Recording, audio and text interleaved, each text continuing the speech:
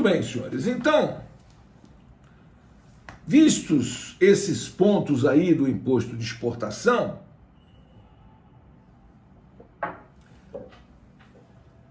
passamos a enfrentar o IPI.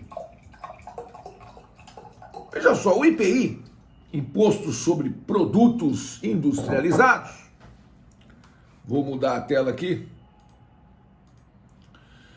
O Imposto sobre Produtos Industrializados, previstos pelo inciso 4 do artigo 153 da Constituição, veja, eu pulei o inciso 3, que é o imposto de renda, tá? Pulei propositalmente, por quê? Porque aí vamos falar primeiro dos impostos incidentes sobre o comércio exterior. Então a gente pula o imposto de renda, depois a gente volta lá no imposto de renda. Não se preocupem não, que vamos enfrentar sim o artigo 153, inciso 3, que é o imposto sobre a renda e proventos de qualquer natureza. Aliás, esse imposto é um dos mais importantes impostos, aliás, é a principal fonte de arrecadação do governo federal, é o imposto de renda, tanto das pessoas físicas quanto das pessoas jurídicas, né? Então é um imposto importantíssimo que nós vamos sim voltar ao imposto de renda, mas vamos pular ele provisoriamente, né? E vamos enfrentar o IPI. Muito bem. O IPI, senhores, ele tem sua previsão constitucional no artigo 153, inciso 4. A Viviane caiu, está pedindo ingresso outra vez. Muito bem. Ele tem sua previsão constitucional no artigo 153, inciso 4, e ele é regulamentado pelo próprio Código Tributário Nacional aqui, que no seu artigo 46 fala do fato gerador do imposto sobre produtos industrializados, ao dizer que o imposto de competência da União sobre produtos industrializados tem como fato gerador o seu desembaraço aduaneiro, quando de procedência estrangeira. Sua saída dos estabelecimentos a que se refere o parágrafo único do artigo 151. No caso, o estabelecimento industrial ou o equiparado a industrial, que é o fato gerador do imposto sobre produtos industrializados. Muito bem. E o artigo 46 ainda fala também da sua arrematação, inciso 3, quando apreendido, abandonado, levado a leilão. Mas os produtos leiloados não é cobrado IPI, porque não faz sentido cobrar IPI, que é um imposto da União. O produto que é apreendido pelas alfândegas, né, dos países, esses produtos apreendidos são levados a leilão e o valor arrematado reverte 100% para a União. Então não faz sentido cobrar IPI, porque isso só iria aumentar o valor do imposto, mas o produto é arrematado pelo maior lance. Então 100% do produto vai reverter para os cofres da União. Então não se cobra IPI. Mas em arrematação, leilão da Receita Federal, se cobra à parte o ICMS, que não é um imposto federal. Então a parte que arrematar alguma coisa num leilão da alfândega vai ter que recolher à parte os 18% de ICMS. Muito bem. Mas o fato gerador do IPI, né, é na importação o desembaraço e no mercado interno a saída da mercadoria do estabelecimento industrial.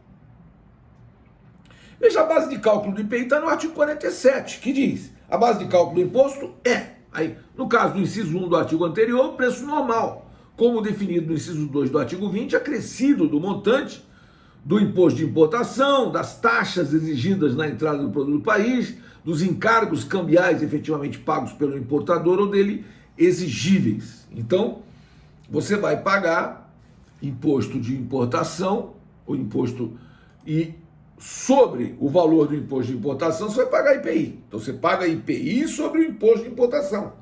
Sim, porque o artigo 47 do CTN assim o diz. Quer dizer, você vai pagar IPI sobre imposto de importação, faz algum sentido? Veja, a base de cálculo quem fixa é a lei complementar. No caso, o artigo 47 do CTN é a lei complementar. E a lei complementar estabelece que a base de cálculo do IPI, que o imposto de importação integra a base de cálculo do IPI. Muito bem.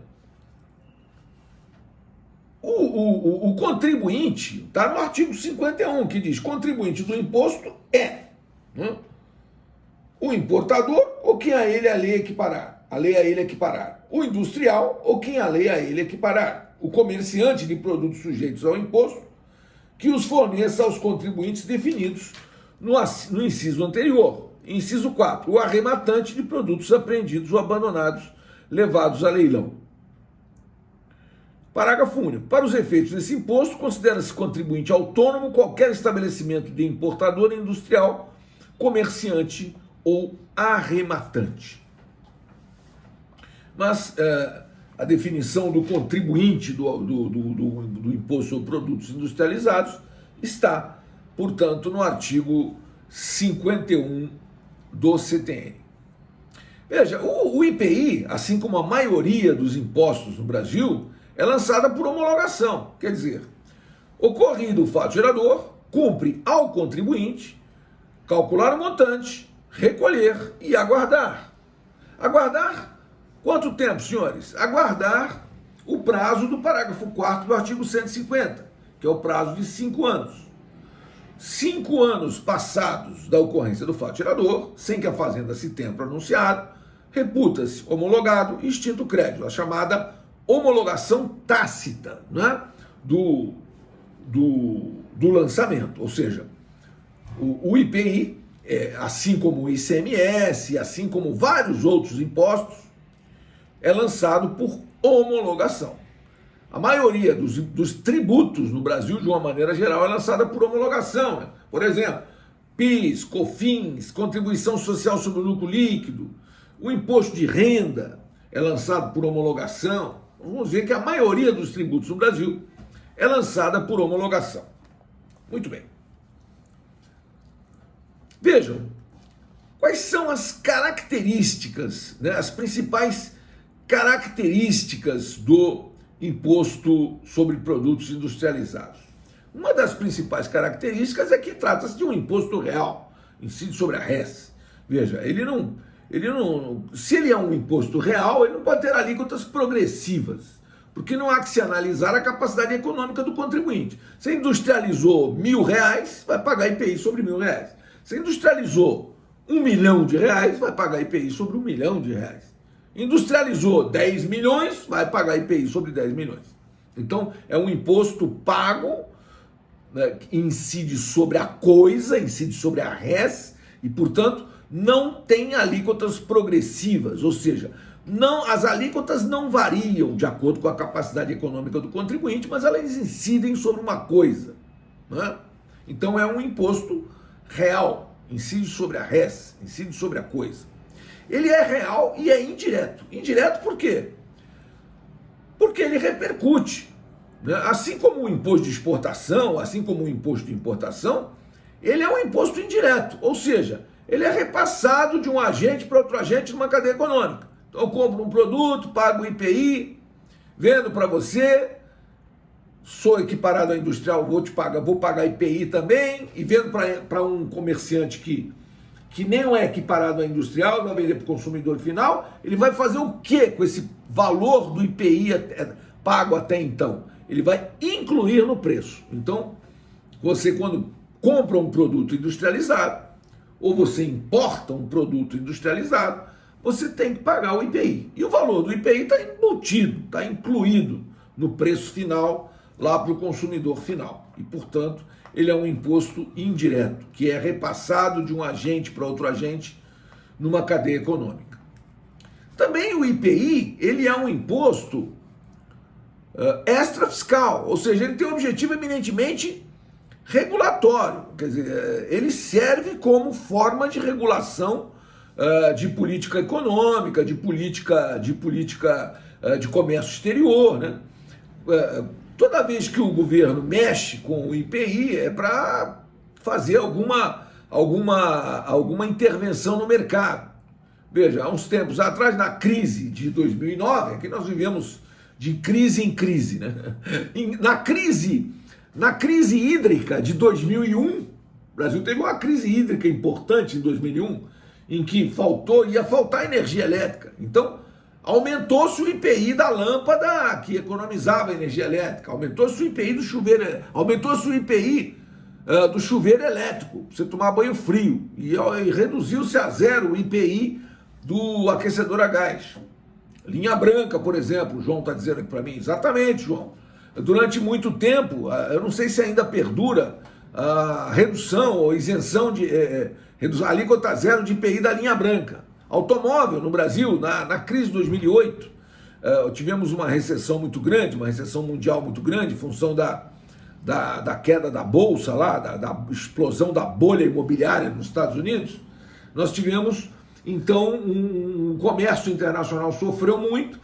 O Brasil, para escapar da recessão, o Brasil reduziu a zero a alíquota de IPI de automóvel, para se vender mais automóvel, estava se vendendo pouco carro. Então, reduziu-se a zero o IPI de automóvel, ficou-se um tempo pagando alíquota zero de IPI, depois se retomou a normalidade. Hoje você paga IPI de automóvel, é baratinho, 25% do valor do automóvel, quer dizer, isso não é nada, né? Um quarto do valor do automóvel é o IPI. E outro quinto do valor do automóvel é o ICMS, que é 18%. Então, só o ICMS mais o IPI já dá 43% do valor do automóvel. É brincadeira a carga tributária dos produtos brasileiros, né? Muito bem. Então, vejam só, ele é um imposto indireto e é extrafiscal. Por quê? Porque ele tem objetivo eminentemente regulatório e não necessariamente um objetivo arrecadatório. É um imposto ordinário, porque não se enquadra em nenhuma das hipóteses do artigo 154.2 da Constituição, não se trata de imposto extraordinário criado em face de guerra externa ou sua iminência. E, portanto, trata-se de um imposto ordinário. Agora, além de ser tudo isso, real, indireto, extrafiscal, ordinário, o IPI, ele tem duas características importantes, que é a de ser não cumulativo e seletivo. Aí o Fabiano está dizendo, o governo só não interveio no valor do óleo de soja, deixando os produtores venderem para fora para faturar mais com o dólar alto, enquanto o produto escasso elevava os preços do produto manufaturado. Pois é, o governo não interviu nesse aspecto e o óleo de soja foi um dos produtos que teve um aumento muito grande no Brasil. Aliás, produtos da cesta básica, como o arroz e o feijão, tiveram aumentos bárbaros, enormes, durante essa pandemia, né? Lamentavelmente, porque isso penaliza os mais pobres, né? Isso é uma coisa muito ruim. Diga, Ayrton, você quer falar alguma coisa? Nessa questão de... Boa noite, professor. Essa questão de preço, professor, o Brasil, ele produz em real, né? E ele fatura em dólar, né? Veio a questão da Petrobras, essa questão que encarece os produtos, né? Você é um país que produz em real e tudo é dolarizado, né? Tudo é questão do... mas tudo é questão do dólar. Mas essa que é a dificuldade, né? Por isso que o preço das coisas estão tão caro, né? Sim, porque a gente não consegue... veja, a valorização do real tem muitos fatores que influem no valor de uma moeda, né?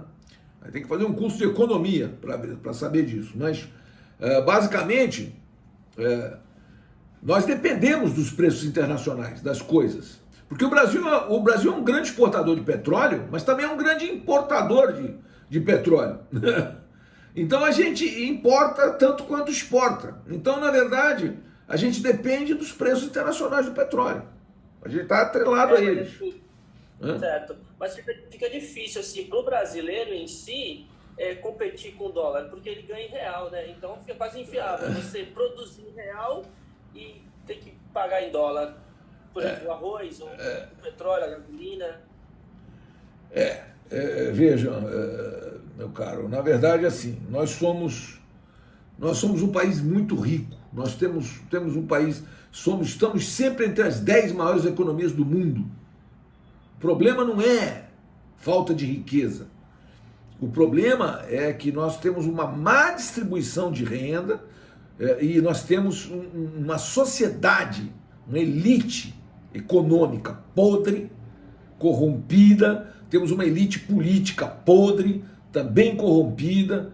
Se nós tivéssemos pessoas decentes nos cargos-chave desse país, nós seríamos um país maravilhoso, como muitos e muitos países que têm um PIB igual ao nosso e são, ou até um pouco maior que o nosso, mas são países com uma condição muito melhor. Né? Você pega, não entendeu? Agora, não é só o problema do dólar. O dólar é um dos problemas. Nós temos, veja, o dólar é a moeda a ser enfim, comparada, né? Porque os preços internacionais, de alguma maneira, são fixados em dólar, de tudo quanto é produto. Agora, lógico que, por exemplo, quando nós somos grandes exportadores de carne, grandes exportadores. Quando o mercado interno não interessa, o cara transfere o produto todo para o exterior. E aí o que acontece? Aí falta produto no mercado interno. O governo tem que aprender a intervir nessas questões, né? Então, por exemplo, agora com essa pandemia em que o preço do óleo de soja ficou bastante favorável para os produtores, eles querem abastecer o mercado estrangeiro e não querem abastecer o mercado interno.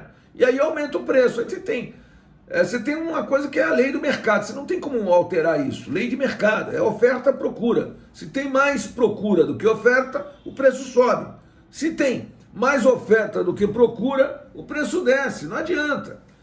Só tem um produto que não se sujeita à lei do mercado, que é o sal. Sal de cozinha. Preste atenção. Você come comida mais salgada quando está com dinheiro? ou come comida com menos sal quando está sem dinheiro? Não. Você consome sal de cozinha, a mesma coisa, esteja com você, com dinheiro ou sem dinheiro. Agora, veja só, nós conseguimos afrontar até isso. No plano, quando houve o plano Sarney, lá em 1986, em que faltou produto na mesa do brasileiro, até sal de cozinha faltava no supermercado. Como assim, faltar sal de cozinha? Um absurdo, né?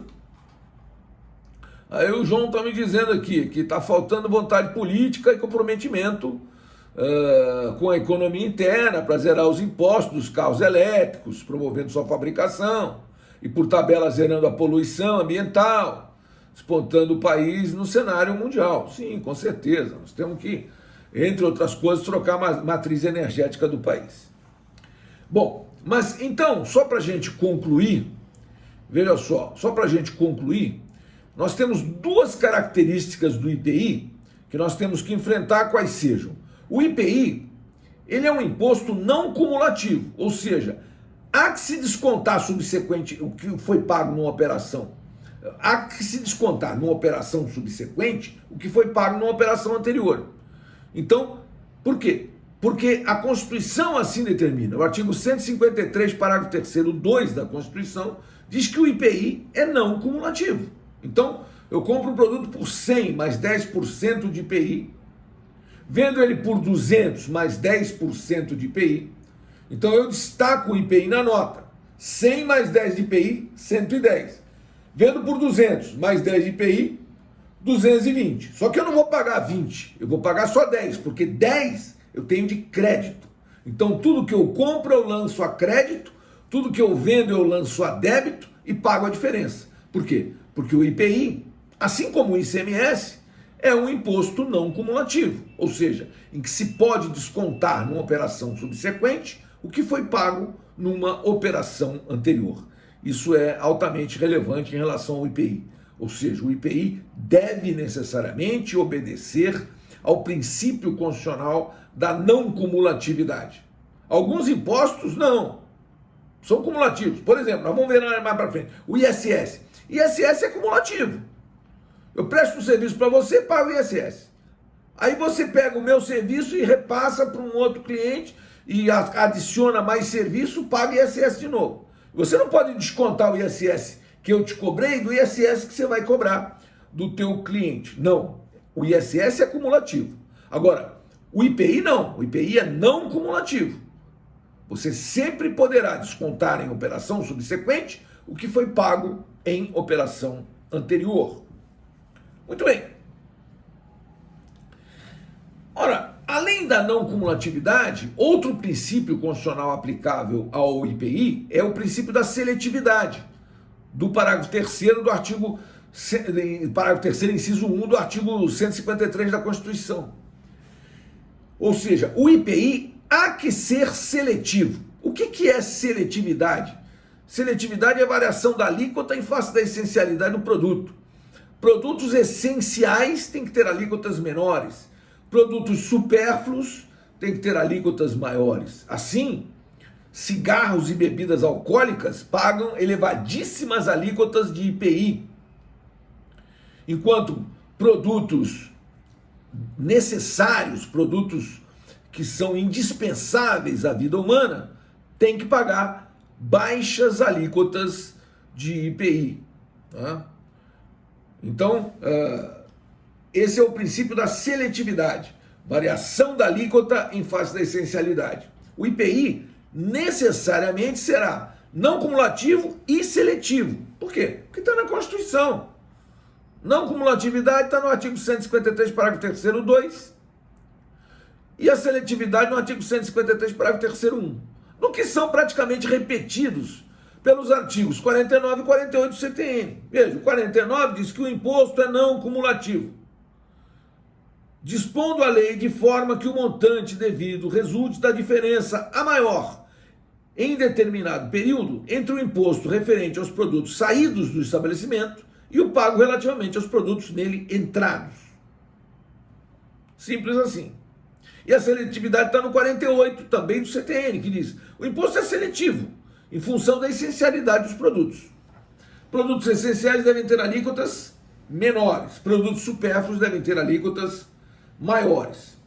Seletividade é um imposto, é um princípio constitucional que tem pertinência com a própria isonomia, né, senhores? Então, veja, os mais pobres têm que ser favorecidos, né? Mas nem sempre é isso que acontece, lamentavelmente. Nem sempre é isso que acontece. Muito bem, senhores. Então, era isso que eu tinha a dizer a respeito do IPI. Vou encerrar a gravação e vamos abrir para perguntas. 1 minuto, por favor.